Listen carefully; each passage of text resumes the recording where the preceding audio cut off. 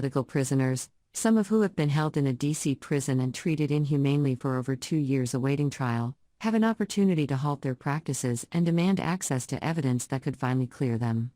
The trials have moved along at an extremely slow pace out of political persecution, with out-of-control judges apparently working to please the Gulag director Democrat mayor of D.C. Muriel Bowser, who is asserting her control and dominance by denying Americans their rights to due process. As faithful Democrats, both Bowser and former U.S. House Speaker Nancy Pelosi, DCA, who had oversight of the cam footage of the Capitol Police from that fateful day at the Capitol when over 1 million people went to D.C. to defend their liberty and show support for President Donald J. Trump, have denied the defendants access to any of the cam footage. The Capitol Police have around 44,000 hours of footage that has never been released to a number of the defendants and not at all to the media, before earlier in March when Fox News host Tucker Carlson had access to some of the footage. Martin Walsh reported for Conservative Brief about the details and a recent ruling about the footage. House Speaker Kevin McCarthy gave thousands of hours of surveillance video footage from the U.S. Capitol on January 6, 2021, to Fox News host Tucker Carlson that was not released when House Speaker Nancy Pelosi and Democrats controlled the lower chamber. In recent weeks, Carlson has been airing portions of the footage on his primetime show.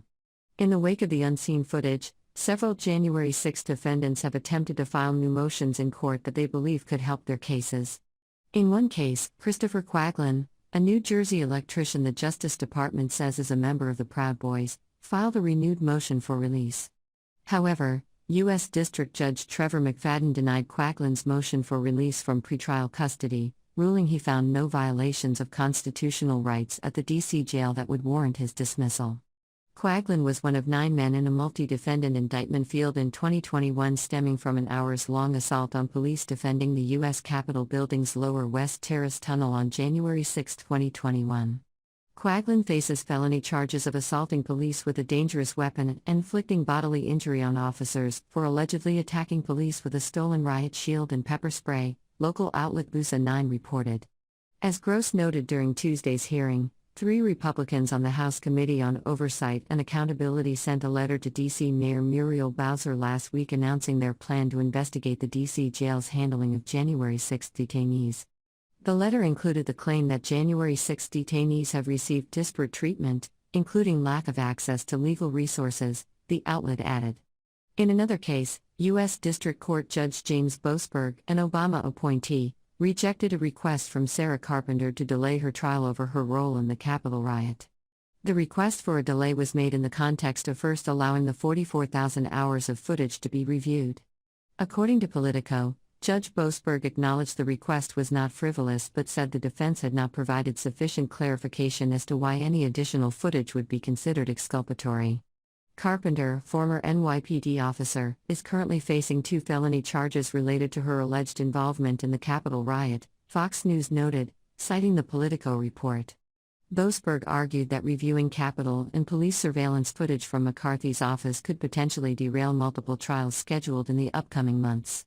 Prosecutors have stated that they have already provided Carpenter with a substantial amount of closed-circuit television footage, documenting her presence inside the Capitol building for a duration of 34 minutes, with only a few seconds unaccounted for, Fox News noted, adding that they don't have any idea what footage McCarthy has released. "We don't have what the Speaker has," Assistant U.S. Attorney Christopher Cook said during the hearing, according to Politico. In any case, there's always the possibility some information may be out there. Many other defendants facing charges related to the riot, including those affiliated with the Proud Boys and accused of seditious conspiracy, have expressed concerns about how the extensive footage will impact their cases, the report said. In response to these concerns, Republican Representative Barry Loudermilk of Georgia, who serves as the chairman of the House Administration Committee's Oversight Subcommittee, has reportedly stated that the footage captured by McCarthy's office will be made available to defendants on a case-by-case basis to ensure that they receive due process. Last month, McCarthy honored a pledge made to Republican holdouts during his bid for Speaker to release all of the surveillance footage, and he kept the promise by releasing it to Carlson. Carlson has been airing new footage in recent days on his Fox News program from the riot at the U.S. Capitol on January 6, 2021. The chief of the U.S. Capitol Police issued a memo to his staff following the airing of previously unseen security footage by Carlson, which showed police officers appearing to stand passively as a large crowd entered the Capitol that day.